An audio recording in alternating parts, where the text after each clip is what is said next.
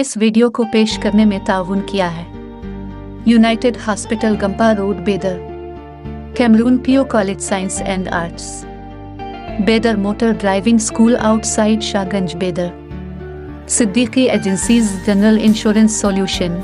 मुल्की 75वें यौम आज़ादी के मौका पर शहर के मरूफ तालीमी इदारा जवाहर एजुकेशन सोसाइटी में तकरीब परचम कुशाई अंजाम दी गई। Doctor Sheikh Iqbal principal Jawahar degree college Yadgir ने रस्म परचम कुशाई अंजाम दी। इस मौके पर खिताब करते हुए उन्होंने कहा कि आज ही के दिन 1947 को हमारा मुल्क आज़ाद हुआ। मुल्क की आज़ादी में बिला मजहब व मिल्लत लोगों ने अपनी जान की कुर्बानी देकर इस मुल्क को आज़ाद करवाया। आज ज़रूरत है हमें उन शहीदों को याद करते हुए उनके जज्बे और खुलूस का एहतराम करते हुए उनके बताए हुए रास्ते पर चली। इस मौके पर हाई स्कूल, डिग्री कॉलेज और इदारे के दीगर जिम्मेदारान मौजूद थे। यादगीर से मोहम्मद कैफ की रिपोर्ट।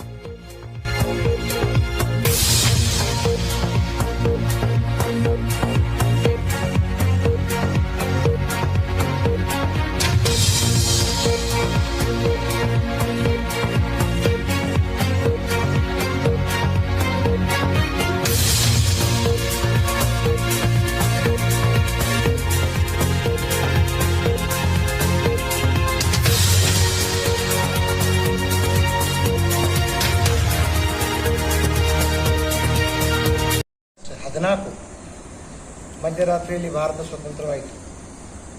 32 ಕೋಟಿ ಜನರು ಬಹಳ ಸಂತೋಷದಿಂದ ಹರ್ಷ ವ್ಯಕ್ತಪಡಿಸಿದರು. ಅಂದಿನ ಕಾಲದಲ್ಲಿ, ಅಂದಿನ ಸಂದರ್ಭದಲ್ಲಿ ಭಾರತದ ಪ್ರಥಮ ಪ್ರಧಾನಿಯಾದ ನೆಹರು ಅವರು ಧ್ವಜಾರೋಹಣ ಮಾಡಿ ದ ಡೆಸ್ಟಿನೇಷನ್ ಆಫ್ ಇಂಡಿನೇಷನ್ ಅಂತಕ್ಕಂಥ ಸ್ಪೀಚ್ನಲ್ಲಿ, ಭಾಷಣದಲ್ಲಿ ಭಾರತದ ವೀರರಿಗೆ ನಾವು ಎಂದೂ ಮರೆಯುವುದಿಲ್ಲ ಅಂತಕ್ಕಂಥ ವಾಣಿಯನ್ನು ನೀಡಿದರು. ಒಂದು ಕಡೆ ಸಂತೋಷವಾದರೆ ಇನ್ನೊಂದು ಕಡೆ ದುಃಖನೂ ಹೌದು ಅಂತಕ್ಕಂಥ ಮಾತನ್ನು ಇಲ್ಲಿ ಸ್ಮರಣೆ ಮಾಡಿದರು. 14ನೇ ಆಗಸ್ಟ್ 1947 ಪಾಕಿಸ್ತಾನ್ ಸ್ವತಂತ್ರವಾದರೆ 15 ಆಗಸ್ಟ್ 1947 ಭಾರತ ಸ್ವತಂತ್ರವಾಯಿತು. ಒಂದು ಕಡೆ ಭಾರತ ಸ್ವತಂತ್ರವಾಯಿತು ಅನ್ನೋ ಒಂದು ವಿಶ್ವಾಸ ಮತ್ತು ಹೆಮ್ಮೆಯ ವಿಷಯವಾದರೆ, ಇನ್ನೊಂದು ಕಡೆ ಭಾರತ ವಿಭಜನೆ ಆಯಿತು ಅನ್ನುವ ಮತ್ತೊಂದು ದುಃಖದ ಸಂದೇಶ. ಆ ಒಂದು ವಿಭಜನೆಯಲ್ಲಿ ಸುಮಾರು 13 ಲಕ್ಷ ಜನರು ತಮ್ಮ ಪ್ರಾಣವನ್ನು ತೆತ್ತರು, ಅಮಾಯಕವಾಗಿ ಸಾವಿಗೀಡಾದರು. ಈ ವಿಶೇಷತೆಯನ್ನು ನಾವು ನೋಡಿದಾಗ ಇಷ್ಟೆಲ್ಲ ಕಾರಣಾಂತರದಿಂದ ನಾವು ಸ್ವತಂತ್ರ ಹೊಂದಿದೆವು.